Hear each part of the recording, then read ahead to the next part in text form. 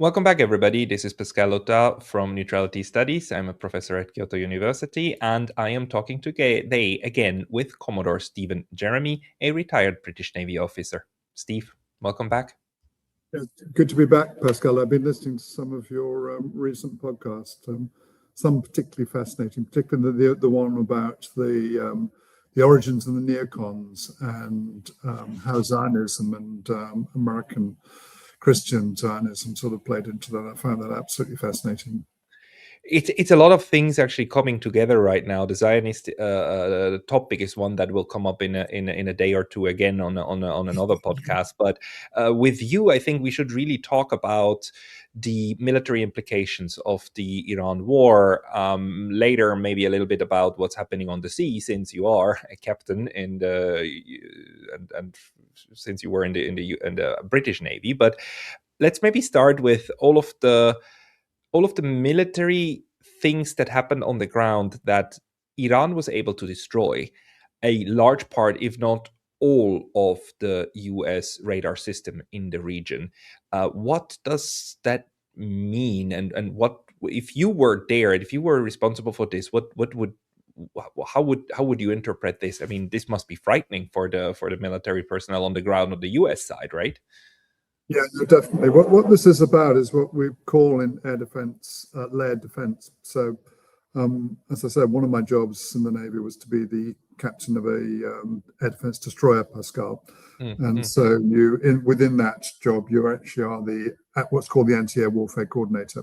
So it's a defensive role. But the key thing with air defense is the general principle is one of layered defense. So if you, for example, just to use an aircraft carrier, then the way that you would defend an aircraft carrier would be to have pickets out, which were the long range, the ships with long range radars out at some distance. And with their radars, they can see quite a long way away.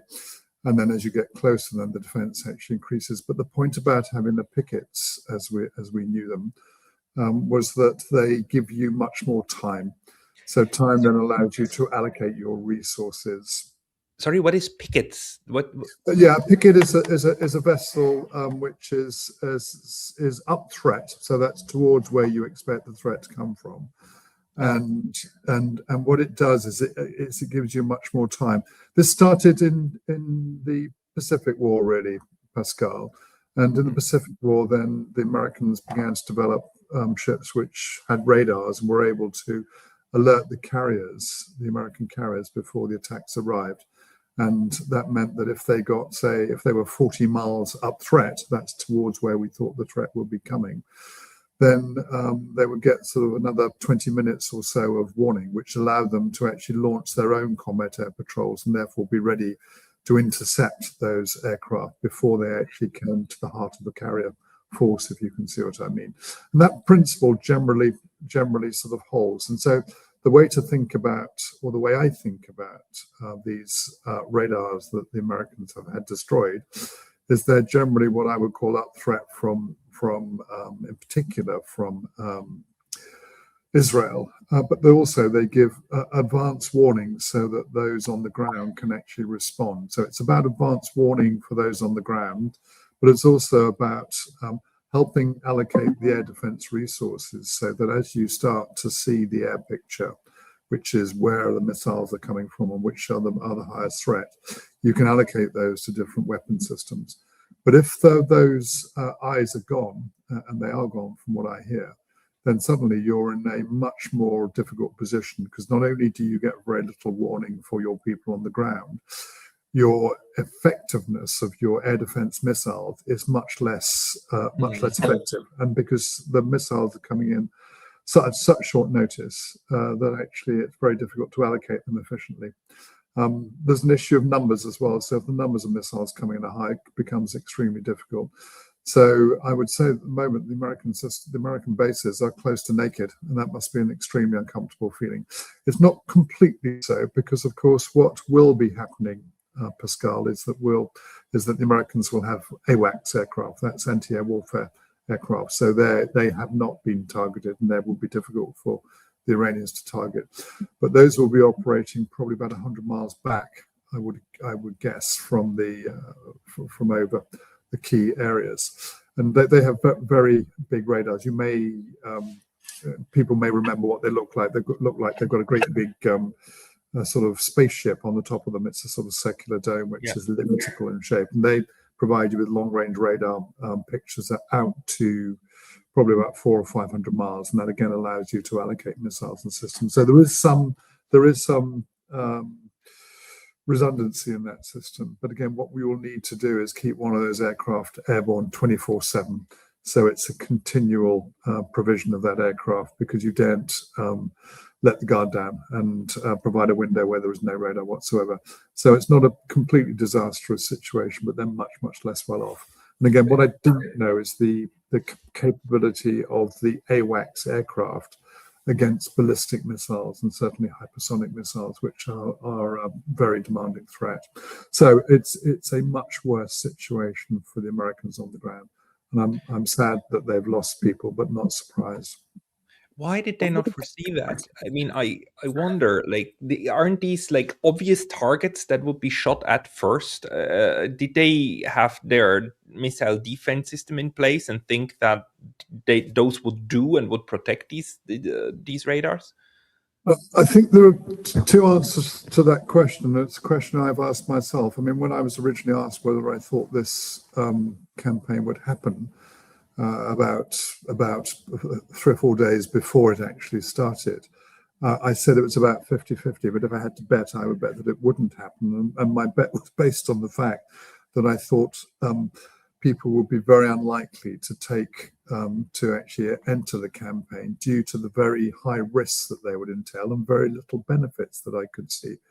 I'm afraid I was wrong. So they took the decision, which was to take the risk. Now, what I don't know is whether they either calculated the risks against their own air defense radars or completely missed it. It's not impossible that they missed it, and it seems to me they've missed other things as well.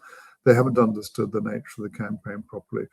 So it's one or two of those answers. If they did miss it, well, that's not a competent way of doing strategic thinking, I'm afraid.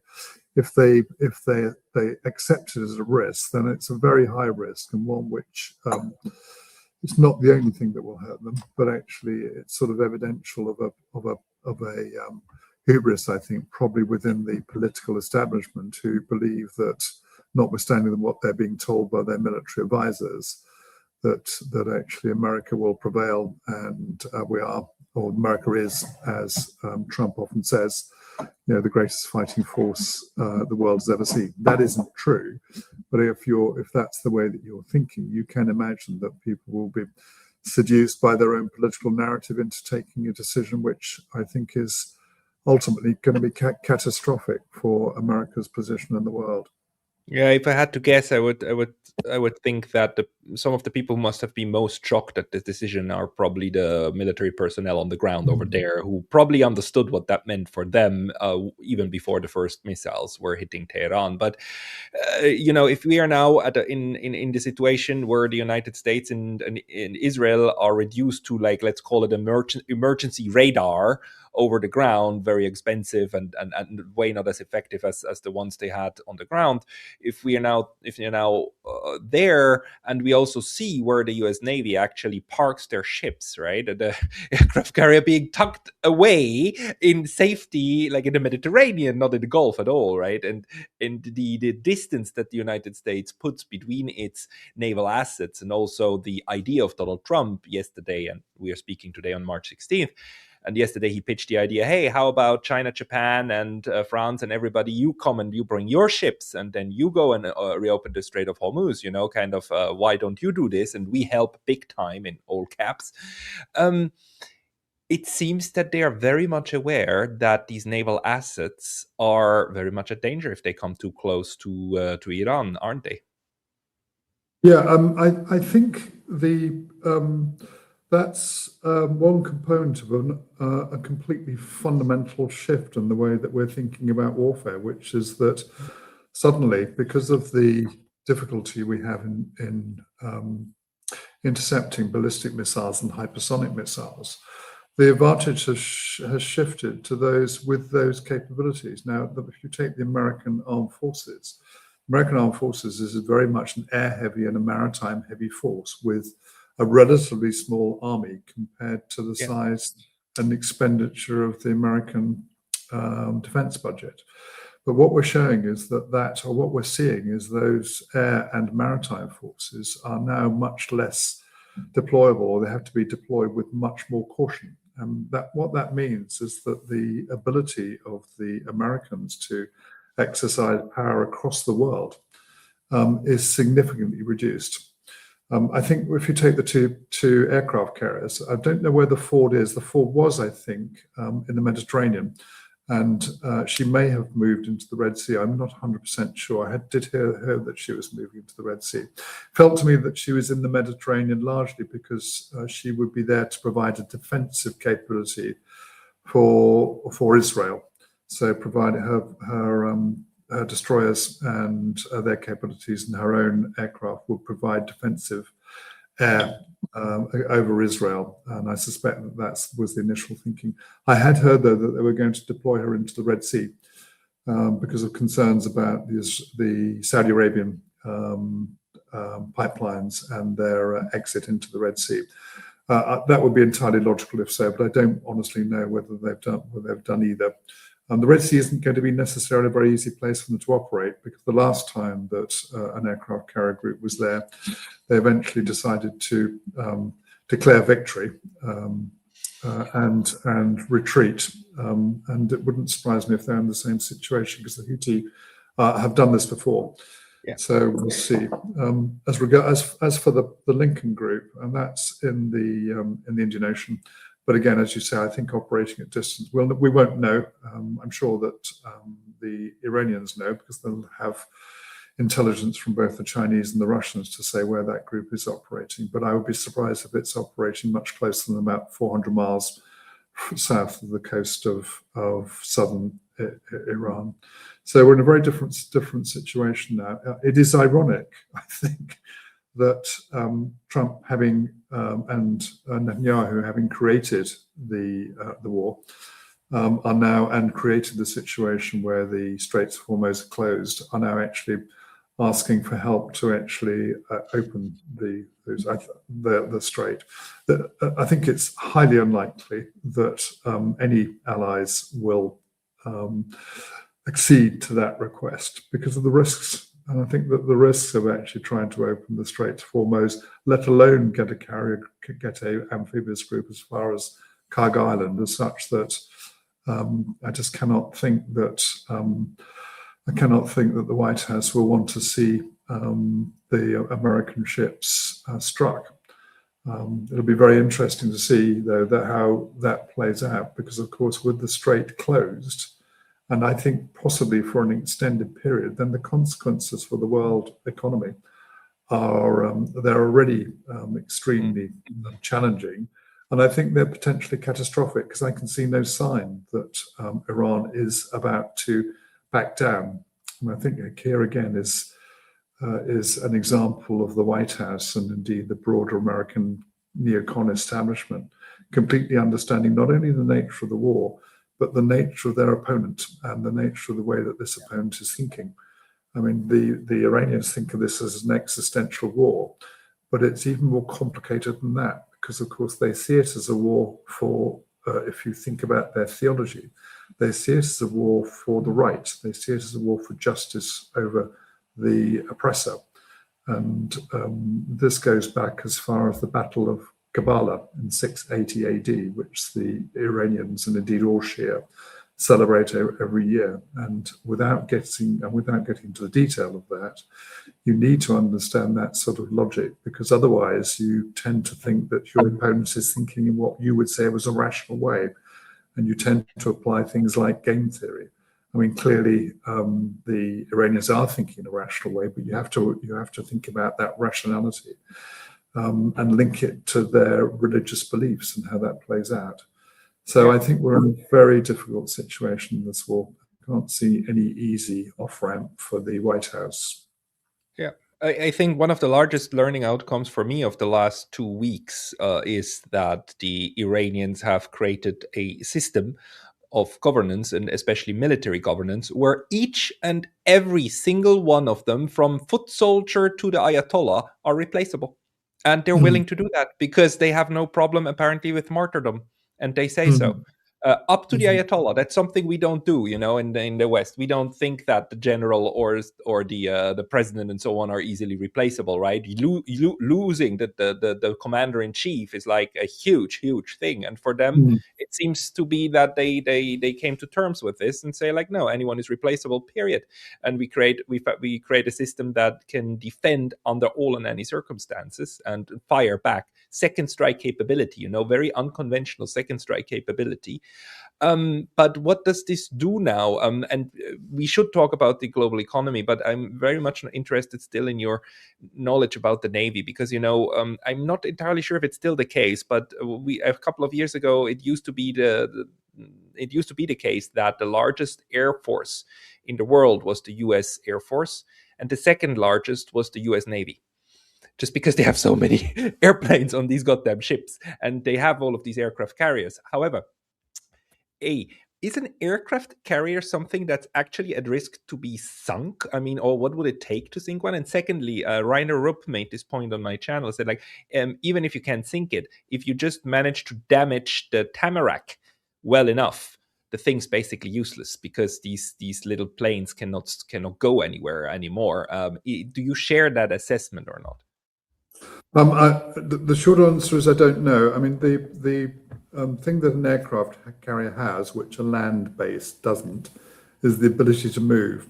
And what that means that it's much more difficult to target. So I would be surprised. There are lots of talk of the Lincoln Group being hit. I would be surprised if that's the case. And I've seen no evidence, and I've been looking for the evidence. But I'd be surprised if that is the case. The issue, though, is not so much drones, because again, you can provide layered air defense in an aircraft carrier group, and it will have all of the things that it needs to provide that. But it's defending against ballistic missiles and hypersonic missiles. And the fundamental question, which I'd love to hear Ted Postal talking on this, is whether or not you can do late stage guidance for a hypersonic or a ballistic missile against a moving target such as an aircraft carrier. When you launch a missile against something, there are sort of three broad stages, Pascal. So if you're launching against a surface ship or any form of ship, if you like, and the first stage you launch it and generally send it off in a general direction. And you have intelligence to say, or reconnaissance information to say where the ship is. So you send it off on a lat and long. If you've got the right sort of, depending on the missile, you then provide what's called mid-course guidance. So as the change, as the vessel that you're targeting moves, then you adjust and update the missile so it's still heading in the right stage, the right sort of general direction. But then the final stages, perhaps it can be the last 10 miles or 2 miles, but relatively close, then you provide final homing guidance so that it actually homes onto the ship. That can be done often it's done by radar. So the Exocet missile, for example, has radar in the final stages of the missile. That's an old missile, but it actually homes onto a radar target. What we would do in those days was we'd put radar decoys up. It's called chaff, and that would hopefully decoy the missile. But the question is does the ballistic missiles that the Iranians have terminal phase guidance, and do the hypersonic missiles have terminal phase guidance? I don't know is the short answer. What I do know is it's very difficult to actually target if you haven't got that terminal stage guidance, in which case all vessels will be free. But actually it's a very, very, very delicate call because were you to lose a carrier, I don't think one of these missiles would sink a carrier, but it would do enough damage to actually make it to take it out of combat. These ships are big; they have armored flight decks. They're not as well armored as they used to be, but they can do significant damage. What that also means, though, Pascal, it's not just about the carriers, and a lot of people are focused on the carriers. It's about all surface ships, so amphibious forces, replenishment forces. So what it means is that any vessel, not just a carrier, if these missiles can be terminally guided, is under threat. And that in turn has a super important impact on a country that actually tends to deploy its air power from carriers from the sea, or its power from carriers from the sea, or it's from amphibious forces, because it changes the things completely. And it means that if this is the case, that the American strengths, which were air power from land bases and air power and strategic bombardment power from sea bases called aircraft carriers or amphibious ships, is now much more vulnerable, and it will be much more difficult for the American Armed Forces to exercise what we call power projection in the way that they used to, with a degree of safety that they used to be able to operate. So we're in very interesting times, difficult times, I think.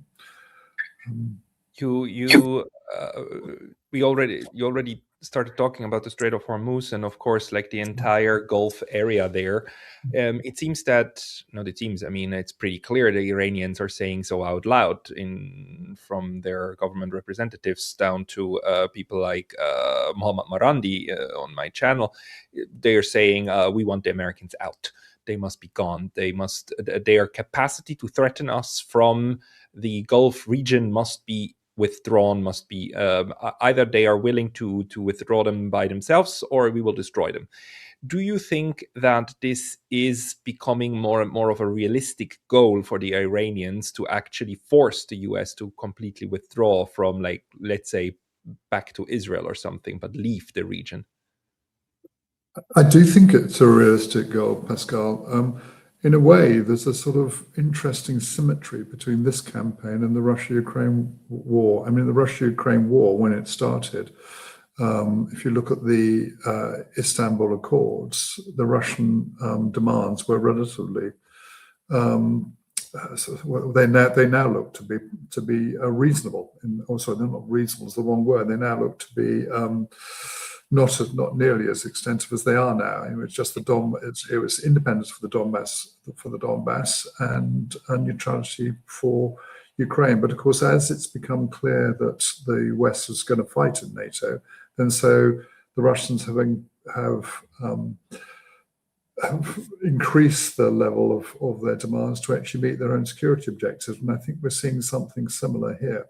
I mean, I think I always felt that the Iranians would succeed if they survived. And indeed, I think they survive. And so I think they will succeed because of course, the objective, difficult to actually work out exactly what the American objective is. But the objective, I think, some people would call it regime change. I'm consciously trying not to use that expression because it's value-laden. I'm instead using the expression government overthrow. So the Americans were seeking to overthrow a government that was recognized as legitimate in everywhere else in the world except in the West.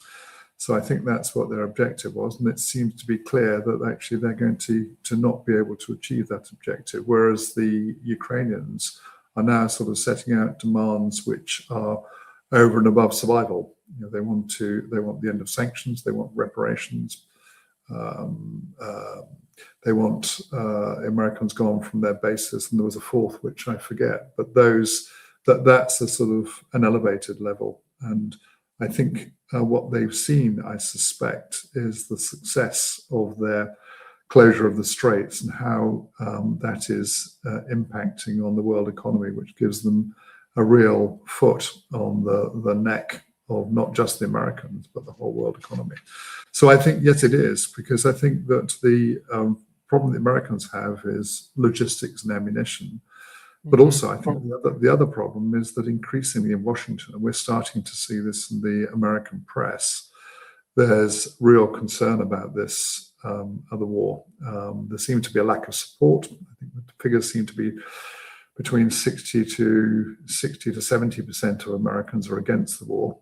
And I suspect that as they start to see some American casualties, some of this is bound to actually, some of the problems with THAAD and some of the problems with American systems and the loss of American bases is bound to actually filter out. And I think increasingly Americans will start to see this as a strategic disaster.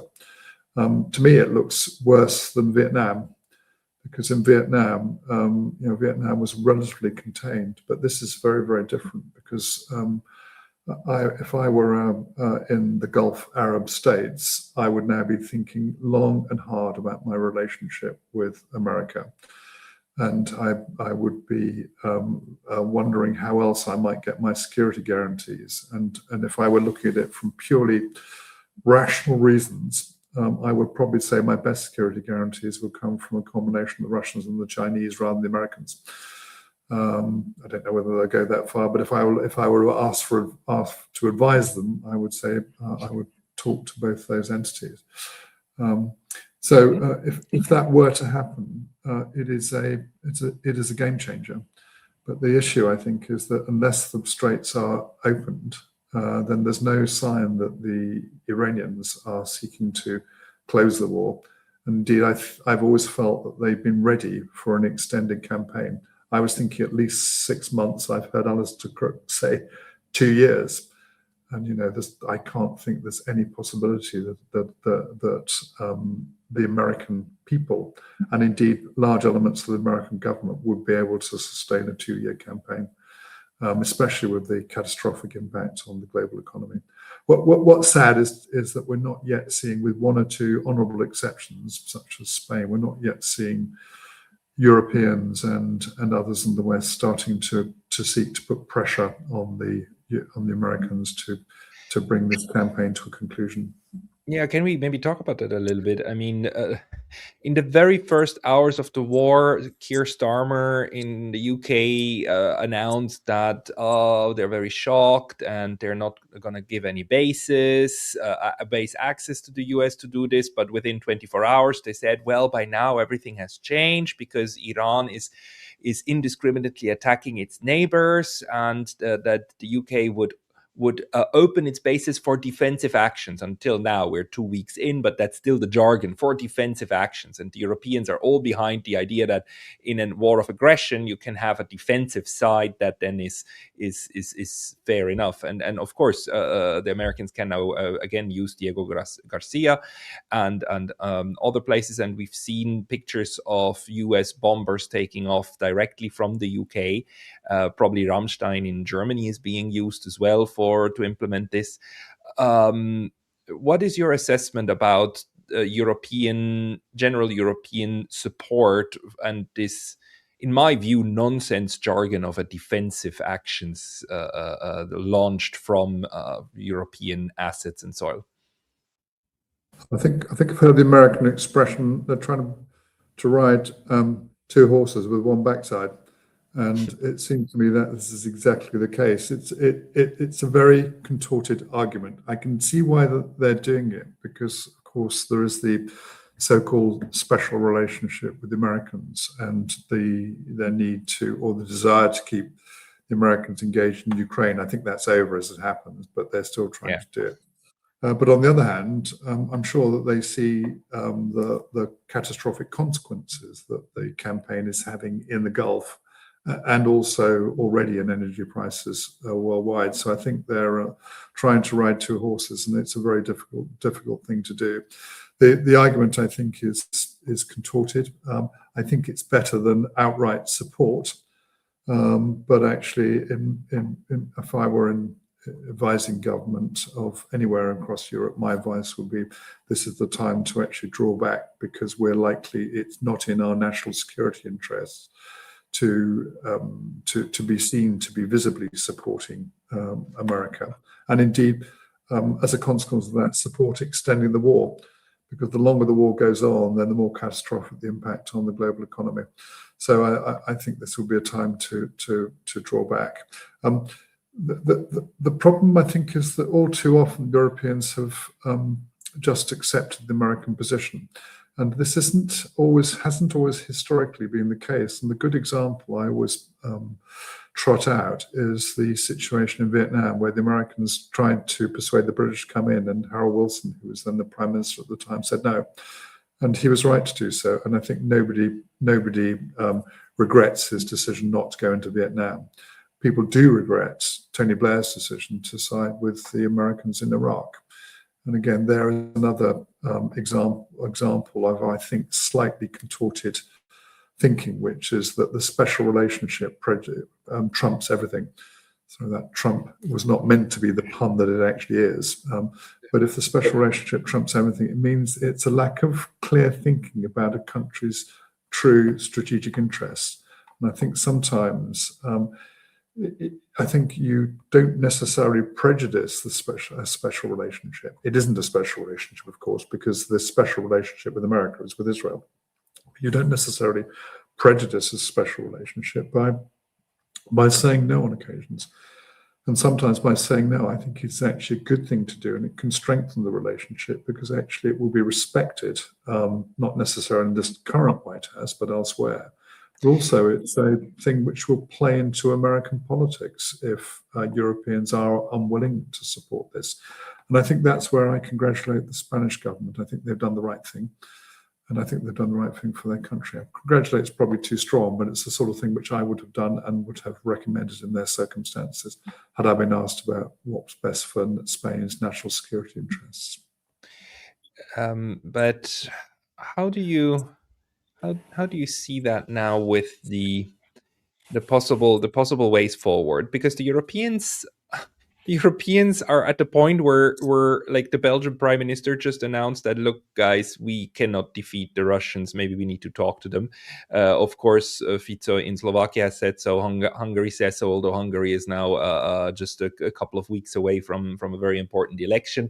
But this war in with Iran is already drawing a lot of monetary money into the region. People are talking about 12 billions by now within like 2 weeks. So that's roughly $1 billion per day of that this draws in. It draws away assets from Ukraine. It draws away assets from the Pacific. I mean, the fact that the US had to pack up their THAAD system in South Korea is a huge embarrassment, especially for the South Koreans.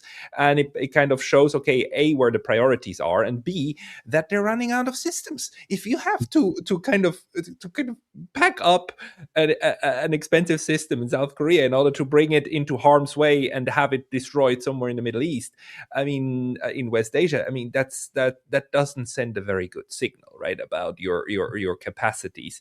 Do you have any kind of information about where we are there, also with the replenishing of these weapons? And I don't know if anyone is able to actually monitor how much has been fired over time and verify that independently. But if you have any numbers, and if you know if it increased or decreased, or what is still there in terms of assets, it would be very interesting to know. Yeah, I don't have the best numbers. If I were to advise, I would go to Larry Johnson's website and Sonar 21. Larry's a very, very good analyst on these sorts of things. I don't think anybody knows for sure. But what we're looking at is something which, again, is fundamental. I wrote an article about 9 months ago in which I said the key components of military power were energy, because you need to you need to fire up your tanks and stuff, and industrial capacity. I made a mistake in that article, which I'm going to correct in a future article. The third key component is the ability to think strategically. Yeah, right. And it's clear that we don't have that in the West. But I think what we're seeing is not only not only a lack of industrial capacity, but very poor value for money from the money that is spent by the Western establishment, military establishment. And America is a very good example of that, which is that American, I think, spends as much as the next, I want to say 7, but it might be 13 nations put together. And yet it has an army which is a quarter of the size of Russia's, and probably about a sixth of the size of China. It has a navy which is now about the same size, although it has more aircraft carriers than the Chinese. So we're getting poor value for money from our spending. And again, it makes me think about what's really going on in our system. So I come back to Michael Hudson now and the difference between financial capitalism and industrial capitalism. But that's a hole that we can probably step out of for now. So I think we're getting poor value for money. And I think that's being demonstrated in this war. I think it will have, I don't think the Europeans have necessarily picked this up, but is bound to have an impact on the Russia-Ukraine war. because the American focus is completely now on this war, very little interest. And of course, the key player now, or a potential key player in bringing this war to a close, is Russia. And so it doesn't surprise me at all that Trump has actually phoned Putin. It sounds like they had a fairly sober discussion. But Russia could be a player in bringing this war to a close, because I very much doubt that the Iranians are going to listen to the Americans. I mean, you sort of think, why would they? I mean, each time they've tried to negotiate with the Americans, they've been attacked. And I think if the most plausible people to actually mediate some sort of conclusion to this war would be Russia. Now, Russia is probably the great beneficiary of the war. And indeed, the Russian economy is a great beneficiary of the war, and not that it was doing badly. And so what that also means is that the Russian economy is going strong, then the chance of the Europeans sanctioning Russia to the table are even less than they already were. But actually, it's also in China's interest that the war is brought to a close. So I think the two ideal mediators would be China and Russia. And of course, it's difficult for the Americans to actually invite Russia in to mediate to this war, whilst at the same time providing support and intelligence support in Ukraine and to the Europeans. So I think the Europeans, it's about time the Europeans start to think about this and think, okay, this war's over. We need to get out of it in Ukraine and work with whoever it is who's going to help us persuade the Americans to bring the Iranian war to a close. And again, it would be kind of an epic form of karma if after 1 year of the United States pretending that it is an uninvolved third party trying to be an intermediary between Ukraine and Russia, if after 1 year of that, the United States would end up begging Russia to be an uninvolved mediary between Iran and them, or if that's just what would happen, even if they don't beg for it, but if that is what naturally would happen in order for the United States to somehow save face, because it is also a bit about that, isn't it? Like the mess that Donald Trump maneuvered himself into, also through all of his speech acts and making absolute maximalist demands from the very first day, and declaring that everything has been destroyed while they're still being hammered and obviously struggling very badly with containing the military potential of Iran. I mean,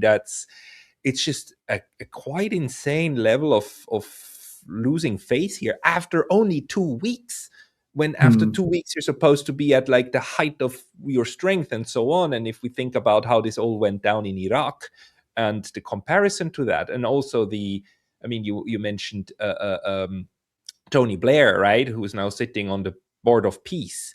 I mean, this Board of Peace project also is probably now in pieces because a lot of the states who were supposed to be there and sit on there are now under attack as a direct consequence of this. And it's a huge embarrassment. I mean, what are your thoughts on that one? I think that we know that history will treat Trump and Netanyahu badly. But I think it's actually worse than that.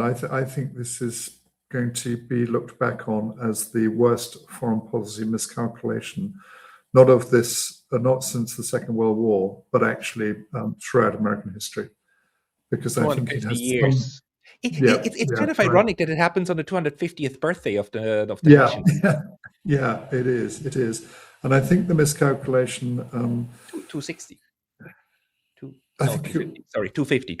1776. Sorry. No, I think it will be looked on as that. I think the issue, is it's very difficult to see what road the White House may try to navigate down, or what plausible reason it might try to navigate down. The danger, of course, is that it'll seek to escalate. But again, it has the whole campaign has the same look of what happened in Vietnam with the operation of Rolling Thunder, which is the use of incredible firepower to actually achieve nothing as it happened. But again, that was bound in many ways by the thinking of the Americans at the time, which was based on game theory, and that's not the way to think when you're working with a sophisticated theologically based government in Iran. You've got to understand how they're seeing this, and I've got no sign whatsoever within the White House that anybody is. And what I'm seeing is numbers from Exef, exactly the same as we saw in Rolling Thunder. There was a very wonderful book called In Hindsight by Robert McNamara, in which he explained how they started to enumerate things. We were talking about body counts and things like that. It made no difference to the campaign outcome. It is indeed part, I found, of a thing of American society. I don't think it's a bad thing or a good thing, but it's quite a good thing in business. But actually, you can't enumerate things and just assume that because you've dropped a number of bombs, that actually that's a very good key performance indicator. The key performance indicator is success, and we see no sign of success. So I think it's really it's something where I wonder how this is going to play out within the Beltway. It would not surprise me if there are significant concerns in the Beltway. In fact, I'd be astonished if they're not. And the question is not necessarily how the Americans extract themselves, but what happens in the White House and whether they judge whether those in the Beltway who are starting to think about not only the midterms, but also America in general, America's governance in general, how they, whether or not the Trump White House is capable of extracting itself from this war. And if not, again, I wonder how, if they judge that it is not capable of extracting itself from this war, what might be done. I think they're past the stage of impeachment based on the War Powers Act. But I do wonder whether we might see a release of all of the Epstein files and whether what might fall out of that. That would not surprise me much, Pascal. But we know already, I think, from, well, I say we know, we don't know for sure, but there are significant indications that both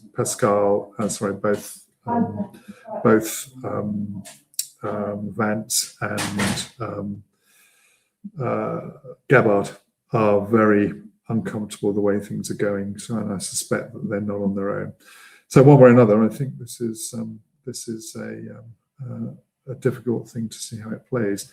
Ironically, we've now got a war which is existential for Israel, existential for the Iranians, and existential for the Trump White House.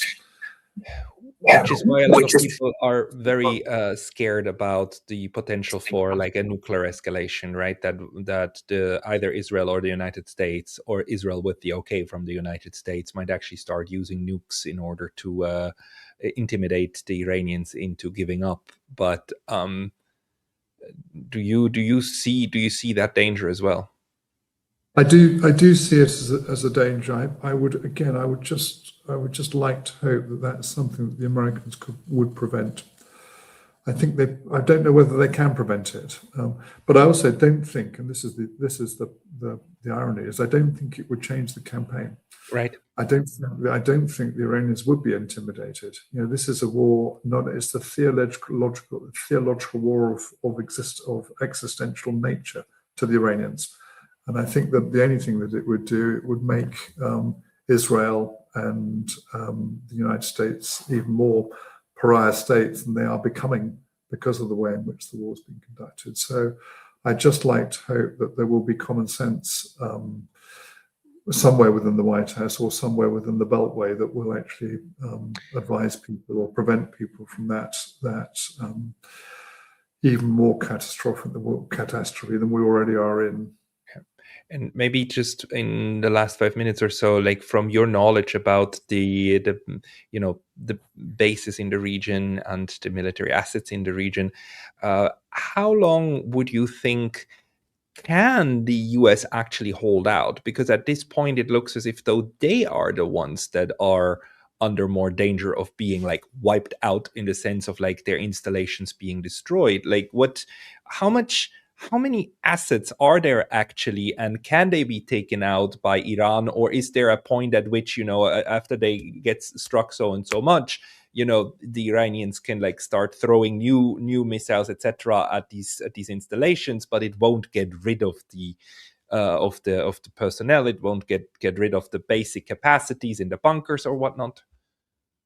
I think the thing with air bases, which is what we're really talking about, is that it's not so much suppression of the runway, but suppression of the kit and the people, because the thing that you operate from air bases is aircraft, and it's very difficult. It is relatively straightforward to damage aircraft, and even if you don't damage them catastrophically, you can damage them in a way where they're no longer combat ready. A really good example of this was I was in Afghanistan in, it must have been 2005, and we were there with the British Chief of Defence Staff.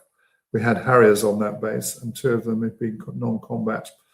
One of them been, it didn't look like it had been destroyed, but it had, and they'd both been destroyed by and the other was would take a lot of time to recover, and that was by a simple Chinese missile fired from the mountains by Kandahar, and the shrapnel had done that damage.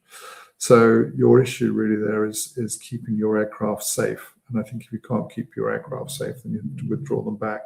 What I don't know, but what it does appear to be, is that the Iranians are now starting to move to their more powerful or more capable missiles, both ballistic and hypersonic, and some of those appear to have quite devastating consequences. One of the hypersonic, which divides into 80 or so separate weapons, separate projectiles.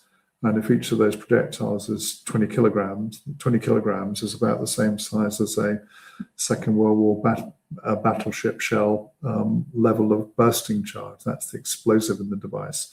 So they have the potential, I would say, to do catastrophic damage to aircraft that are actually retained in those bases.